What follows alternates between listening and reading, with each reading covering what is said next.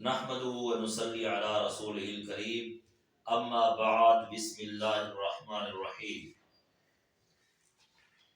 يا ايها الذين امنوا اتقوا الله حق تقاته ولا تموتن الا وانتم مسلمون. واجب الاحترام ناظرین کرام، السلام علیکم ورحمۃ اللہ وبرکاتہ.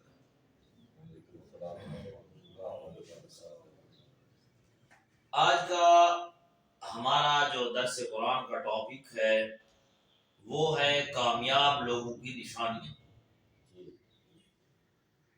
دیکھیں، اللہ تبارک و تعالیٰ نے دنیا کے اندر بتا دیا ہے کہ یہ راستہ ہدایت والا ہے اور یہ راستہ گمراہی والا ہے، یہ راستہ کامیابی والا ہے، یہ راستہ ناکامی والا ہے. اللہ نے جب انسان کو پیدا فرمایا تو ساتھ یہ دو راستے بتا دیے. وہ اپنے انبیاء علیہ السلام کے ذریعے ان کو وحی کر کے اور ان انبیاء نے وہ کر کے دکھا دیا. ٹھیک ہے، اب اس نقطے کو یاد کرنا ہے.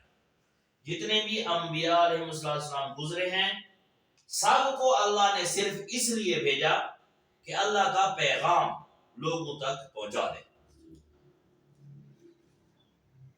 تو جتنے انبیاء علیہ السلام گزرے ہیں سب نے اللہ کا پیغام پہنچا دیا اپنے اپنے زمانے میں.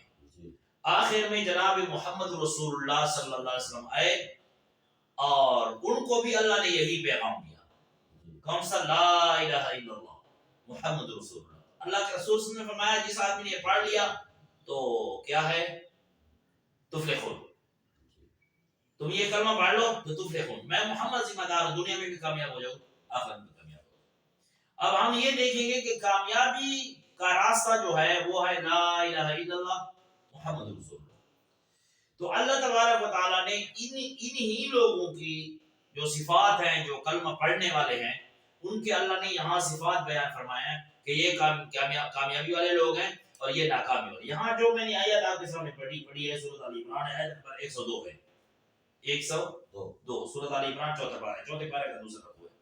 تو اللہ تبارک و تعالیٰ فرماتے ہیں کہ 5 نشانیاں ہیں کامیاب لوگوں کی. کتنی ہیں؟ 5. تو یہ 5 نشانیاں، 5 اوصاف، 5 صفتیں، 5 پیپر جس کے اندر آ گئے اللہ فرماتے ہیں اولئک هم المفلحون. ٹھیک ہے. تو ہم تو کہتے ہیں کہ پتہ نہیں یار، پتہ ساگو کو نہیں، اللہ نے ہمیں بتا دیا.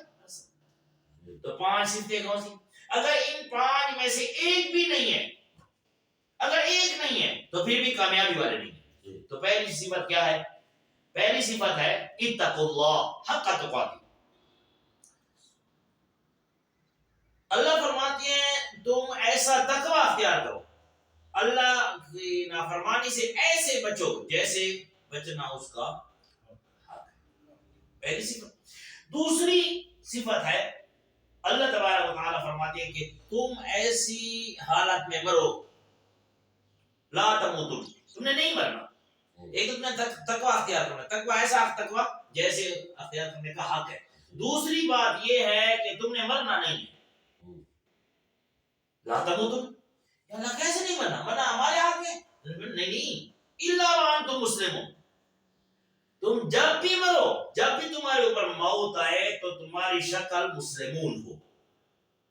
مسلمون مسلمان، تمہارا نام بھی مسلمان ہو، تمہاری شکل بھی مسلمان، اس میں ادھر ادھر کوئی بات نہ ہو، تمہارا کوئی نام نہ ہو. مسلم کا معنی ہے تسلیم ان سے. جیسے اللہ نے ابراہیم صاحب کو فرمایا کہ اسلم، اے ابراہیم اسلم، تو مسلم بن جا. اس نے کیا عرض کیا قال اسلمت لرب العالمین، میں اللہ کے ہر حکم کو ماننے کے لیے تیار ہوں. تو اس کو کہتے ہیں مسلمان، اللہ کے ہر حکم کو ماننے والا. تو ان میں تمہاری شکل، تمہارا زندگی کا جو مشن ہے وہ سارا بس مکمل مسلم کا. اور تیسری صفت واعتصموا بحبل اللہ جميعا، تمہاری جو جماعت ہے نا ایک ہی جماعت بنانی، جميعا واعتصموا، اس جماعت کا مشن ہو ایک ہی رسی، وَاعْتَصِمُوا مضبوط پکڑو، بِحَبْلِ اللَّهِ، حبل کہتے ہیں رسی کو، اللہ کی رسی کو پکڑا۔ کون سی رسی؟ جو اللہ تبارک و تعالیٰ نے لٹکائی ہے محمد صلی اللہ علیہ وسلم، وہ کیا ہے؟ اسلام۔ وہی 23 سال کی زندگی میں ہے، اس کو مضبوط پکڑو۔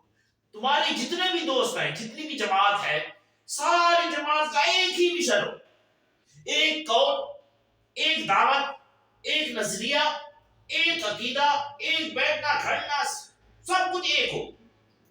اب آپ ڈھونڈے، اب مسلمان تو بن گئے نا، اتقوا اللہ بھی آ گیا، مسلمون بھی آ گیا، اللہ کے حکم محمد صلی اللہ علیہ وسلم کے طریقے بھی آ گئے۔ اب اللہ فرماتے ہیں وَاعْتَصِمُوا بِحَبْلِ اللَّهِ جَمِيعًا، یہ تیسری صفت ہے۔ لا الہ الا اللہ محمد رسول اللہ کے ساتھ تیسری صفت کون سی ہے؟ وہ ہے وَاعْتَصِمُوا بِحَبْلِ اللَّهِ جَمِيعًا۔ تمہارا جو مشن ہے، تمہارا جو عقیدہ ہے، نظریہ، وہ ساری جماعت کا ایک ہی ہونا چاہیے، ایک ہی بات ہو۔ عربی ہو تو وہی مسئلہ کرے، اجمی ہو وہی مسئلہ کرے، پٹھان ہو وہی مسئلہ کرے، فارسی ہو، پنجابی ہو، پٹھان، جو کوئی بھی ہو، ایک ہی اس کا مشن، اس کی ایک دعوت ہو۔ کون سی دعوت؟ اللہ خالق ہے، اللہ کے سوا کوئی خالق، اللہ کے حکم اور محمد صلی اللہ علیہ وسلم کے طریقے، اطیع اللہ و اطیع الرسول، ایسا ہے نا جی؟ ہاں بالکل، یہ مشن صاحب کا، یہ نہیں ہے کہ مفتی عبداللہ صاحب ادھر اور بات کر رہا ہے اور یہ ساتھ اس کا اور مشن ہو، اس بھائی کا اور مشن ہو، نہیں نہیں نہیں نہیں نہیں نہیں، جتنی بھی زبانیں تبدیل ہو، لیکن بات ایک۔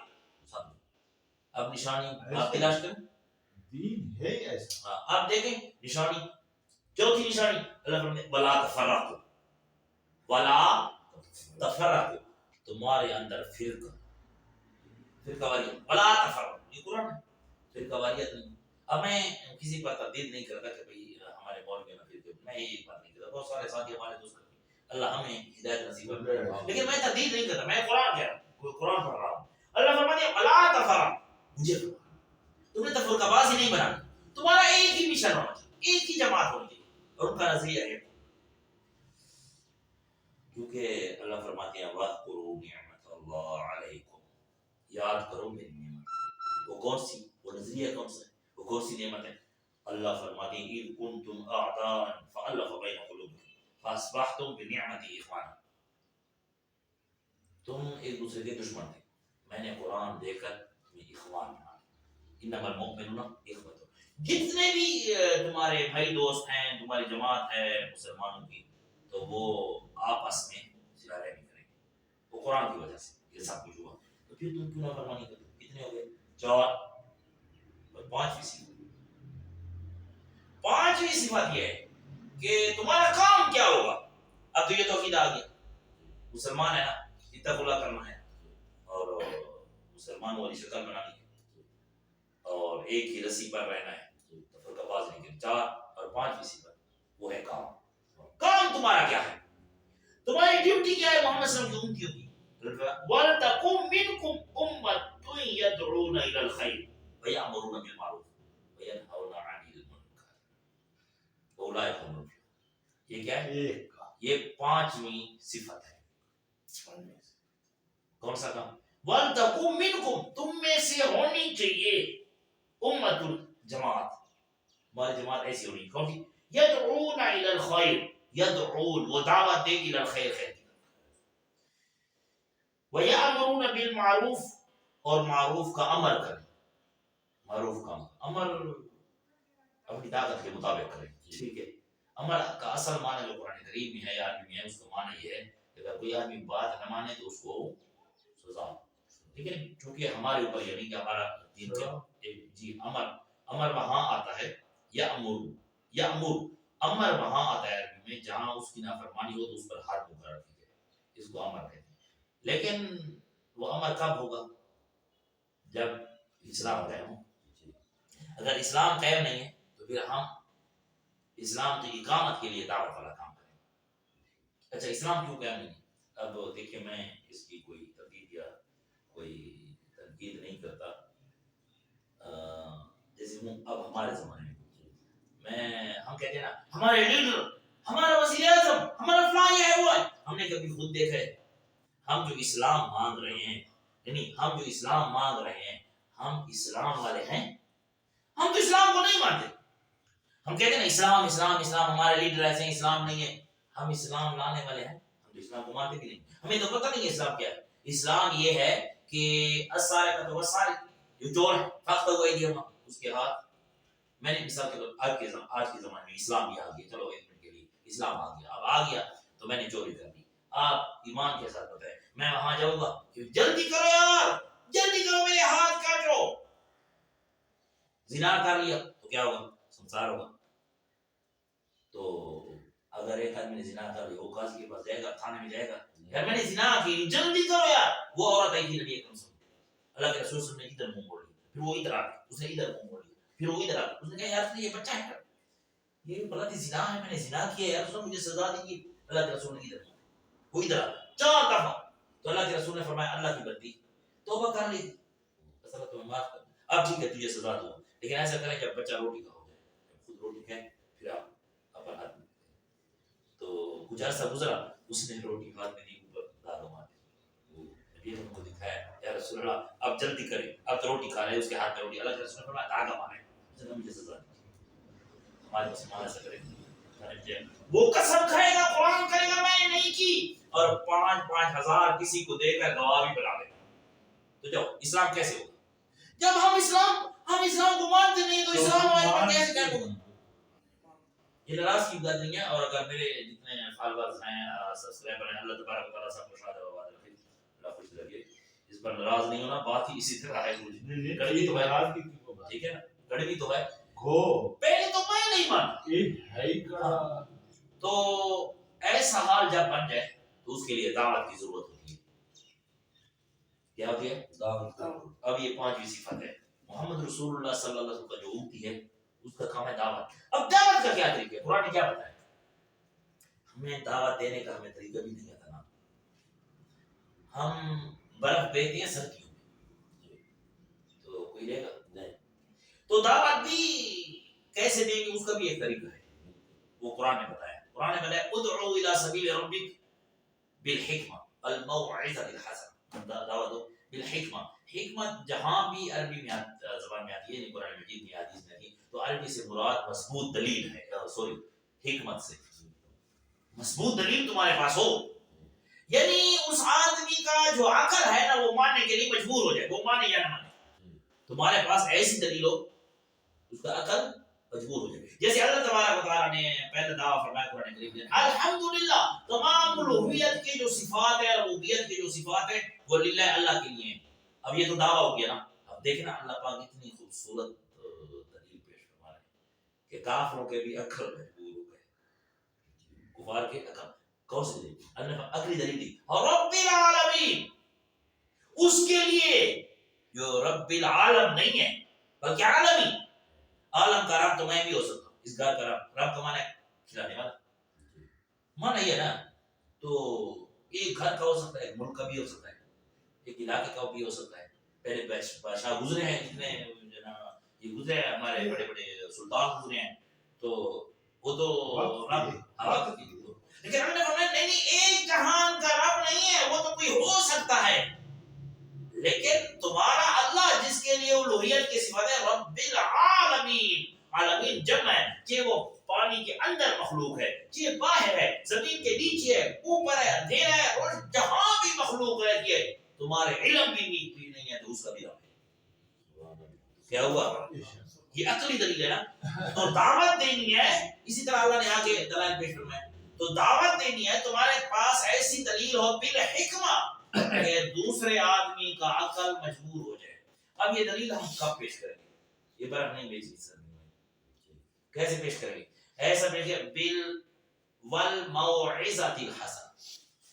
یہی دلائل کے ساتھ، دلائل ہوں گے ہمارے پاس مضبوط، لیکن کیا کریں گے؟ والموعظہ، موعظہ، وہ جو تمہاری واعظ ہے نا وہ حسن، مطلب ہے دوسرے آدمی کے دل پر لگے، اس کو اچھی لگے. تو میری آپ کی بات مجھے کب اچھی لگے گی؟ جب میری تمہارے ساتھ محبت ہوگی. کیا ہوگا؟ محبت ہوگی. اگر میری آپ سے نفرت ہے تو آپ اگر قرآن بھی پڑھیں گے، عقلی دلیل بھی پیش کریں گے، میرا دل اور عقل ماننے کے لیے مجبور نہیں ہوگا، کیونکہ میری تو آپ سے نفرت ہے. تو کیا کریں گے ہم؟ بالموعظۃ الحسنہ سے مراد یہ ہے کہ ہم سب لوگوں سے محبت بنائیں گے، جو کافر کیوں نہیں ہے، مشرک کیوں نہیں ہے، ہم ان کے ساتھ محبت بنائیں گے اور وہ ہمارے ساتھ محبت کریں گے، تو پھر ہم جو حکمت بیان کریں گے نا جو دلیل، پھر اس کے دل پر لگے گی. تو یہ ہے دعوت دینے کا طریقہ. مطلب یہ ہے کہ معاشرے کے اندر ہم نے ایسا رہنا ہے کہ لوگوں کی ہمارے ساتھ محبت بن جائے، تو یہ دعوت والا کام چلے گا. تو یہ ہیں 5 صفات ان کے مسلمان. یہی لوگ کامیابی میں. آگے اللہ کیا فرماتے ہیں؟ یامرون بالمعروف وینہون عن المنکر واولئک هم المفلحون. اللہ اللہ نے خود مہر لگا دی کہ یہ 5 صفتیں قیامت تک جس آدمی کے اندر آ جائیں، وہ کون بھی ہو، بریلوی ہو، دیوبندی ہو، اہل حدیث ہو، جو کوئی بھی ہو، پٹھان ہو، جٹ ہو، عربی ہو، جو کوئی بھی ہو، ہے نا. تو آگے اللہ فرماتے ہیں واولائک یہی لوگ ہم المفلحون. اگر ساری دنیا کو کہے کہ کامیاب نہیں ہے، اللہ کہتے ہیں اولائک هم المفلحون، میں اللہ اس کو سرٹیفکیٹ دے رہا ہوں. ٹھیک ہو، یہ 5 صفتوں والے. تو اس لیے میرے بھائی کہ ہم ان فتنے فسادوں سے بچیں، تفرقہ بازی سے بچیں، ہم کسی پر تنقید نہ کریں بلکہ لوگوں کے ساتھ محبت کریں. ہم اپنے آپ کو ایسا بنائیں کہ دوسرا آدمی دیکھ کر مطمئن ہو جائے. ایسا نہ ہو کہ دوسرا آدمی ہمیں دیکھ کر نفرت کرے. ٹھیک ہے، تو پھر ہماری دعوت والا کام چلے گا. تو دعا ہے کہ اللہ تبارک و تعالی ہم سب کو مکمل